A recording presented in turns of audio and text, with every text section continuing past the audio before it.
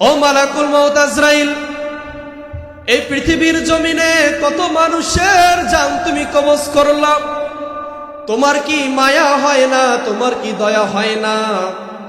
মালাকুল মউত আজরাইল ডাক দিয়া বলে, আল্লাহ, এই পৃথিবীর জমিনে আমি আমার জীবনে যত মানুষের জান কবজ করেছি, যত মানুষের রূহ কবজ করেছি, আমার জীবনে 2টা মানুষের রূহ কবজ করার সময় মায়া লেগেছে। আল্লাহু আকবার। আমার আল্লাহ ডাক দিয়া বলো, মালাকুল মউত আজরাইল, এই দুনিয়ার জমিনে 2টা মানুষের জান কবজ করার সময় তোমার মায়া লেগেছে, বলো না ওই 2টা লোককে? মালাকুল মউত আজরাইল ডেকে বলে, আল্লাহ, একটা সময় যখন সাগরের মধ্যে একটা জাহাজ ডুবে গেল, তুমি আমাকে বলেছ ওই সময় একটা মহিলার জান কবজ করতে। ওই মহিলাটা ছিল প্রেগনেন্ট অবস্থায়, ওই মহিলাটার সন্তান প্রসব করবে। তুমি আমাকে অর্ডার দিয়েছ ওই সময় ওই লোকটার জান কবজ করতে। তখন আমার বড্ড বেশি মায়া লেগেছে, যদি মায়ের জান কবজ করি তাহলে ওই সন্তান কার কাছে বড় হবে? মালাকুল মউত আজরাইল ডেকে বলে, আল্লাহ,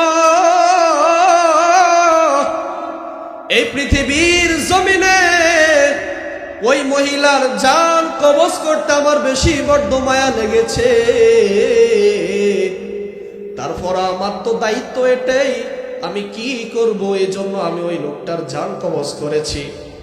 আমার আল্লাহ ডেকে বলো, মালাকুল মউত আজরাইল, আর কোন সময় তোমার বেশি বড্ড মায়া লেগেছে? মালাকুল মউত আজরাইল বলেন, যখন সাদ্দাত জান্নাত বানাইছে ওই সময় আমি যখন সাদ্দাতের জান কবজ করতে গিয়েছিলাম। সাদ্দাত আপনার জান্নাতে প্রবেশ করবে না, সাজ্জাদ আপনার জান্নাতে ঢুকবে না। আপনার সাথে চ্যালেঞ্জ করেছে, তখন আপনি বলেছেন তার জানটা কবজ করার জন্য। আমি তখন তার জানটা কবজ করে নিয়ে আসছি, তখন আমার বেশি বড্ড মায়া লেগেছে। আমার আল্লাহ রাব্বুল আলামিন বলেন, ও জগতের মানুষ, শুনো শুনো শুনো। ও মালাকুল মউত আজরাইল, তুমি যে সাগরের মধ্যে যেই মহিলার জান কবজ করেছো, ওই মহিলার গর্ভে যে সন্তান ছিল, ওই সন্তানটাই ছিল সাজ্জাদ। আল্লাহু আকবার। আমি আল্লাহ তো বেশি দয়াবান। আমার আল্লাহ বলেন, কুল ইয়া ইবাদিয়াল্লাযীনা আসরাফু আলা আনফুসিহিম লা তাকনাতু মির রাহমাতিল্লাহ ইন্নাল্লাহা ইয়াগফিরুয যুনুবা জামিআ ইন্নাহু হুয়াল গফুরুর রহিম। আল্লাহু আকবার। আল্লাহ রাব্বুল আলামিন বলেন, ও জগতের মানুষ, পৃথিবীর মানুষ তোমাকে খারাপ জানবে, পৃথিবীর মানুষ তোমাকে খারাপ বলবে। আমি আল্লাহ তো এমন রব, আমি আল্লাহ তো এমন মালিক। বান্দা, তুমি দুনিয়ার বুকে নামাজ পড়ো নাই, জোহরের নামাজটা পড়লা না, আসরের নামাজটা পড়লা না, মাগরিবের নামাজটা পড়লা না। আমি আল্লাহ তো এমন মালিক, আমি আল্লাহ তো এমন রব। বান্দা, তুমি 5 ওয়াক্ত নামাজ পড়ো নাই, আমি আল্লাহ তোমার খানা বন্ধ করি নাই। বান্দা, তুমি রোজা রাখো নাই, আমি আল্লাহ রাব্বুল আলামিন তোমার জীবনে কখনো তোমাকে অসুস্থ দিয়া অক্সিজেন বন্ধ করি নাই। আমার আল্লাহ রাব্বুল আলামিন এই পৃথিবীর জমিনে বান্দাকে কত ভালোবাসেন, কত মায়া করেন। ও দুনিয়ার যুবকের দল, শুনো, এই পৃথিবীর জমিন আল্লাহ রাব্বুল আলামিন আমাদেরকে পাঠাইছেন আল্লাহর গোলামি করার জন্য। বান্দা, একটা হাতের আঙ্গুল কাটতে চাই না, কত মায়া মায়া। আর যে মা আমাদেরকে 10 মাস 10 দিন গর্ভে ধারণ কইরা এত কষ্ট কইরা লালন পালন করেছে, আজকে অধিকাংশ সন্তান আছে, সারা বাংলাদেশ ঘুরলে বোঝা যায় কিছু সন্তান মা বাবাকে খাওয়ান দেয় না, সেরা নাই। আমার আল্লাহ রাব্বুল আলামিন বলেন, মিনহা খালাকনাকুম ওয়া ফিহা নুঈদুকুম ওয়া মিনহা নুখরিজুকুম তারাতান উখরা। জবানটা বড় করে বলা যাবে কি? আল্লাহু আকবার। প্রিয় বন্ধুগণ আমার, এই পৃথিবীর জমিন আমরা কেউ থাকতে আসি নাই, একদিন আমরা থাকবো না। আসার একটা সিরিয়াল আছে, যাওয়ার কোনো সিরিয়াল নাই। বাবার কাঁধে সন্তানের লাশ, সন্তানের কাঁধে বাবার লাশ, মায়ের সামনে সন্তান মারা যায়, সন্তানের সামনে মা মারা যায়। এই জন্য তো আমার আল্লাহ বলে, বান্দারে এই পৃথিবীর জমিনে তোমাকে থাকতে আমি আল্লাহ পাঠাই নাই। কেন পাঠাইছেন? আল্লাহ বলেন, ওয়ামা খালাকাতুল জিন্না ওয়াল ইনসা ইল্লা লিয়াবুদুন। আল্লাহু আকবার। আল্লাহ রাব্বুল আলামিন বলেন, এই পৃথিবীর জমিনে বান্দা তোমাকে পাঠাইছি, ওয়ামা খালাকাতুল জিন্না ওয়াল ইনসা ইল্লা লিয়াবুদুন। বান্দা তুমি আমি আল্লাহর ইবাদত করবা, আমি আল্লাহর গোলামি করবা, তারপরে তোমার জন্য আমি আল্লাহ রাব্বুল আলামিন জান্নাত অর্ডার করে রেডি করে রেখেছি। সুবহানাল্লাহ। দেখেন বাজান আমার, আজকে এই বরকুল কারবালা নগরের মাহফিলে কত যুবক আছে। মাহফিল স্টেজ খালি মানুষ নাই, প্যান্ডেল খালি মানুষ নাই। যদি আজকে এখানে গানের মঞ্চ হতো, গানের ড্যান্স হতো, হাজার হাজার যুবকের অভাব থাকতো না। এই জন্য আমার নবী বলেন, দুনিয়ার বুকে ভালো জায়গা হলো মসজিদ, আর খারাপ জায়গা হলো বাজার। কথা বলেন ঠিক কি? কবর এমন ভয়ঙ্কর হবে, আল্লাহর নবী ডেকে বলে, উম্মত যদি তুমি ইমানদার হতে পারো, যদি তুমি নেক আমল করতে পারো, তাহলে আমি নবী বলে দিলাম তোমার জন্য কবর হবে জান্নাতের বাগান। সুবহানাল্লাহ। কত দামি দামি পোশাক গায়ে দিই, একটা পাঞ্জাবির দাম 4-5 হাজার টাকা, জুতার দাম 2 থেকে 2.5 হাজার টাকা। এত মায়া করে পোশাক গায়ে দিই, শরীরের কত যত্ন, জ্বর হলে ডাক্তারের কাছে যাইয়া ওষুধ খাই। এত মায়া যখন আমাকে আপনাকে বাজান গোসল করতে নিয়ে যাবে, কত মায়া, মায়া রে হাজুঞ্জার মানুষ মায়া। মসজিদের ইমাম সাহেব যাইয়া আমার গায়ে দিয়া বেলেট দিয়া আমার গায়ের পাঞ্জাবিটা কাইটা ফেলবে, আমার সন্তানরা কান্না করবে, আমার স্ত্রীরা কান্না করবে। 10 মিনিট কি এখানে কটা ক্যামেরা আছে আমি বুঝি না। আপনারা যে অবস্থা এখানে 10 মিনিট 15 মিনিট আলোচনা করার জন্য আসছে।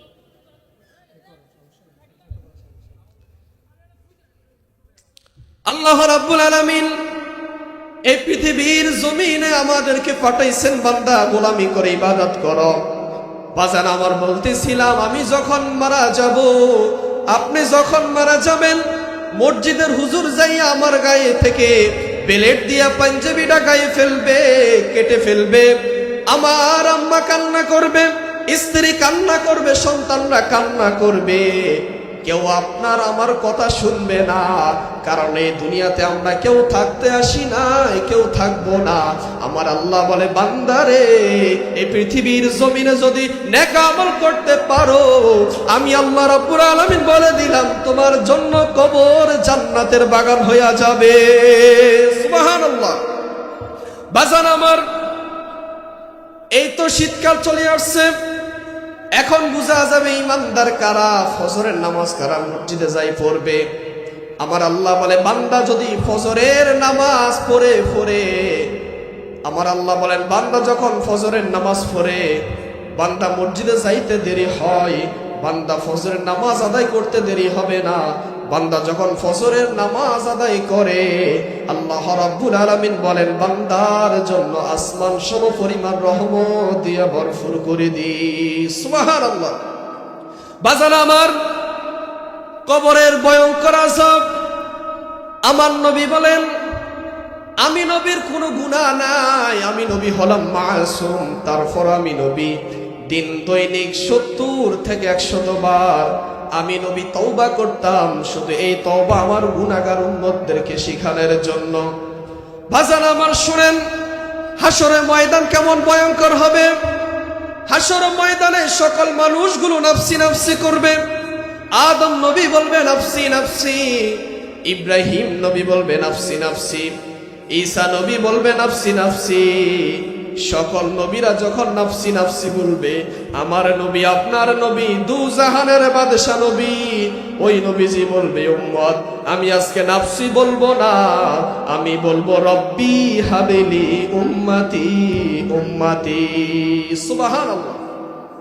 বন্ধুগণ আমার, হাশরের ময়দান কেমন ভয়ঙ্কর হবে আমার আল্লাহ বলেন, ইয়াউমা লা তামলিকু নাফসুন লিনাফসিন শাইআ ওয়াল আমরু ইয়াউমা ইযিল লিল্লাহ। আল্লাহ রাব্বুল আলামিন বলেন, হাশরের ময়দান এমন ভয়ঙ্কর হবে, সন্তান বাবার পরিচয় দিবে না, বাবা সন্তানের পরিচয় দিবে না, মা সন্তানের পরিচয় দিবে না। সন্তান বাবাকে দেখে পালাবে, স্ত্রী স্বামীকে দেখে পালাবে। আল্লাহ রাব্বুল আলামিন বলেন, ওই কঠিন মুহূর্তে আমার নবী তোমাদেরকে ভুলবে না। আল্লাহু আকবার। দেখেন নবী বলেন হাশর ময়দান এমন ভয়ঙ্কর হবে, বাবা সন্তানকে দেখলে পালাবে, স্ত্রী স্বামীকে দেখলে পালাবে। দেখেন রাত্র 2টা নয় 3টা নয়, যখন আমরা মাহফিল করে কুমিল্লা, কিশোরগঞ্জ, ঢাকা, ফরিদগঞ্জ থেকে যখন মাহফিল করে বাড়িতে আসি, ঘরের দরজার মধ্যে মা দুঃখিনী বসে থাকে, সন্তান কখন বাসায় আসবে, স্ত্রী সজাগ থাকে, স্বামী কখন বাসায় আসবে। কিন্তু যেদিন আমি মারা যাব, আপনারা মারা যাবেন, খোদার কসম করি বলি বাবা, 1 মাস মনে রাখবে, 2 মাস মনে রাখবে, 1 বছর পর আপনাকে আর মনে রাখবে না। এটাই হলো দুনিয়ার মায়া, ঠিক কিনা? এজন্য আমার আল্লাহ বলেন, বান্দা তুমি যখন মারা যাবা, তোমার ওই কবরটা হবে হাশরের ময়দানে, তোমার ওই কবরটা হবে জান্নাতের বাগান। যদি দুনিয়ার বুকে নেক আমল করতে পারো, যদি নবীকে ভালোবাসতে পারো, আহলে সুন্নাত ওয়াল জামাতের আকীদা মতো যদি চলতে পারো। দুনিয়ার বুকে আমরা সুন্নি সুন্নি করি, আমাদের ভিতরে নামাজ নাই, রোজা নাই। আমরা সুন্নি সুন্নি বলতে বলতে আমাদের লুঙ্গি ও ফিদাত থাকে না। কিন্তু এই সুন্নি লাভ হবে না যদি নামাজ না পড়ি, রোজা না রাখি, নবীকে যদি মহব্বত না করি। এই সুন্নির দাম নাই, ঠিক কিনা বলেন? এখন আসুন বাজার আমার, আমাদেরকে অনেকে মাজার পূজারি বলে, বলে কি বলে না? আমাদেরকে অনেকে ভণ্ড বলে। আমরা বলি সুন্নিরা ভণ্ড নয়, সুন্নিরা মাজার পূজারি নয়। মাজার পূজারি সুন্নি হতে পারে না, ভণ্ড সুন্নি হতে পারে না, ঠিক কিনা বলো? যারা সুন্নি, যারা আশিক রাসূল, তারা আবেদ শাহ আল মাদানির রওজাতে যাইয়া জিয়ারত করে, তারা কখনো ডেরা যাইয়া পূজা করে না। আর যারা মাজার পূজা করে, তাদের সাথে আমাদের কোনো সম্পর্ক নাই। এজন্য তা আশিক রাসূল বলেন, তোমরা যারা দুনিয়ার বুকে ওলি আল্লাহদের মহব্বত নিবা, ওলি আল্লাহদের সোহবত নিবা, বান্দা তোমরা মরতে দেরি হবে। যারা ওলি আল্লাহদের সাথে থাকবা, যারা নবীজির কথা মতো চলবা, নবীজির আদর্শ যাদের জীবনের মধ্যে থাকবে, তারা মরতে দেরি হবে, তাদেরকে জান্নাতে যাইতে দেরি হবে না। ঘোষণা বলেন কার? এজন্য আমার আল্লাহ রাব্বুল আলামিন হাশরের ময়দান কেমন ভয়ঙ্কর হবে। প্রিয় বরকুল হাজী গুচ্ছাদপুরের ভাইয়েরা, হাশরের ময়দান এমন ভয়ঙ্কর হবে, সেই ময়দানে বাবা সন্তানকে চিনবে না, সন্তান বাবাকে চিনবে না। ওই কঠিন ময়দানে আমার নবী উম্মতদেরকে ভুলবে না, আমার নবী উম্মতদেরকে ভুলবে না। কারণ হলো সকল মানুষগুলো যখন নাফসি নাফসি বলবে, আমার নবী হায়াতুন নবী, জিন্দা নবী, নূরের নবী বলবে উম্মত আমি তোমাদেরকে ভুলবো না, আমি তোমাদেরকে ভুলবো না। কারণ হলো তোমরা যখন দুনিয়ার বুকে আমি নবীজির স্লোগান দিতে, আমি নবীজির সাথে চলতাম, কত মানুষ তোমাদেরকে পাগল বলতো, ভণ্ড বলতো, তারপরে তোমরা আমি নবীর মহব্বতকে ছাড়ো নাই। এই জন্য আমি নবীও তোমাদেরকে ছাড়বো না।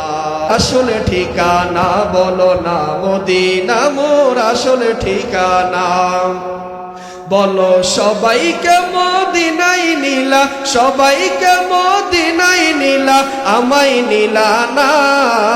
মদিনা মোর আসলে ঠিকানা, বলো না মদিনা মোর আসলে ঠিকানা। যেথায় আল্লাহ সেথায় নবী, নবীজি দ্বীনের নবী। যেথায় আল্লাহ সেথায় নবী, নবীজি দিনের নবী দেখবি যদি নূরের ছবি, দেখবি যদি নূরের ছবি, যা তুই মদিনা। মদিনা মোর আসলে ঠিকানা, বলো না মদিনা মোর আসলে ঠিকানা। সবাইকে মদিনায় নিলা, সবাইকে মদিনায় নিলা, আমায় নিলা না। মদিনা মোর আসলে ঠিকানা, বলো না মদিনা মোর আসলে ঠিকানা। যেথায় আল্লাহ সেথায় নবী, নবীজি দিনের নবী। যেথায় আল্লাহ সেথায় নবী, নবীজি দিনের নবী। দেখিবি যদি নূরের ছবি, দেখিবি যদি নূরের ছবি, যা তুই মদিনা।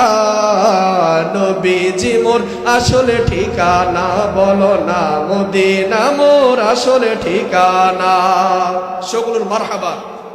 এই শেষ আমার মুর্শিদ বাহাদুর শাহ মুজাদ্দেদি আল আবিদির শানে 2 মিনিট একটা গজল বলবো। এই শেষ বায়াত রাসূলদের গজল বলবো। বাবা বলেন, বায়াত রাসূলদের মোহাব্বতে একটা গজল বলে শেষ করব।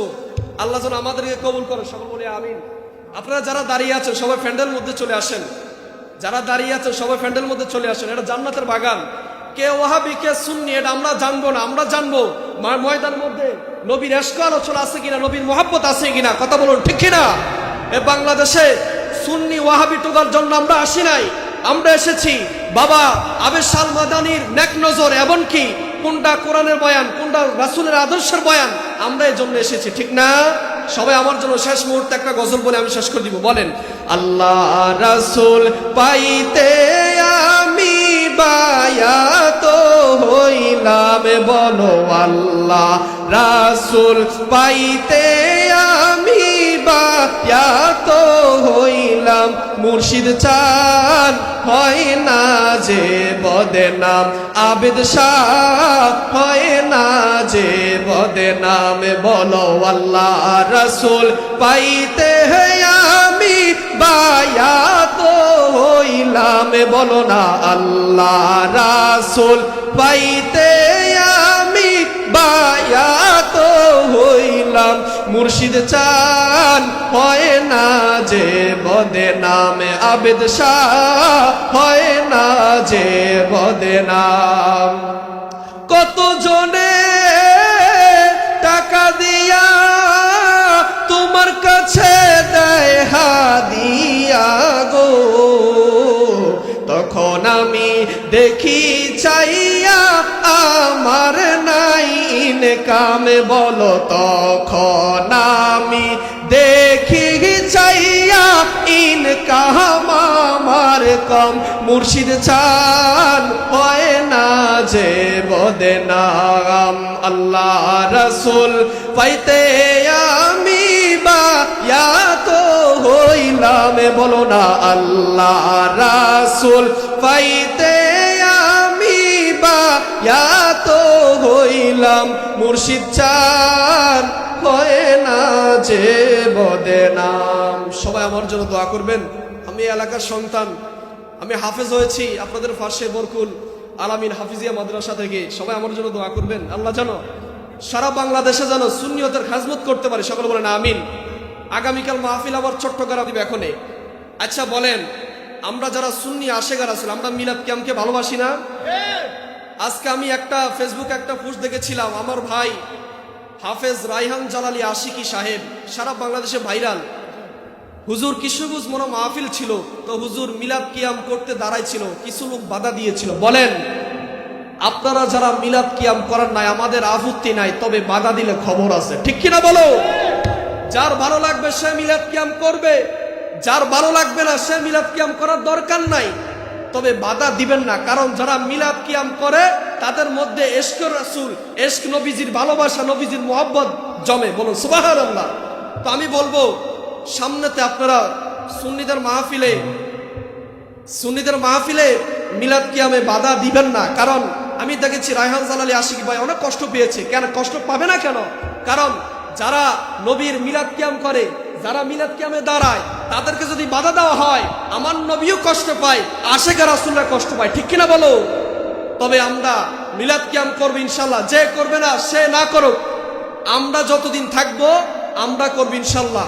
সবাই না ও মদিনার মাটি রে, তুই যে বড় খাটি রে, বলয় মদিনার মাটি রে, তুই যে বড় খাটি রে, আমার নবীর কারণে, বলো আমার নবীর কারণে। ও মাটি তো মাটি নয়, শোনো তাহার পরিচয়, মাটি তো মাটি নয়, শোনো তাহার পরিচয়, মাটির কপাল খুলে গেল রে আমার নবীজির কদমে রে, আমার নবীর কারণে। ও মদিনার মাটি রে, তুই যে বড় খাটি রে, আমার নবীর কারণে। আমার নবীর রওজার কিনারে হযরত আবু বকর আছে রে, আমার নবীর রওজার কিনারে হযরত আবু বকর আছে রে, শুধু নবীর খেজমতের কারণে। বলেন ও মদিনার মাটি রে, তুই যে বড় খাটি রে, বলয় মদিনার মাটি রে, তুই যে বড় খাটি রে, আমার নবীর কারণে। বাজার আমার, বন্ধুগণ আমার, কবর কেমন ভয়ঙ্কর হবে। আমাকে আপনাকে যখন কবরের মধ্যে শোয়াবে, ওই কবরের মধ্যে আমার বন্ধু যাবে না, আমার ভাই যাবে না, ওই কবরের মধ্যে আমার স্ত্রী যাবে না, ওই কবর এমন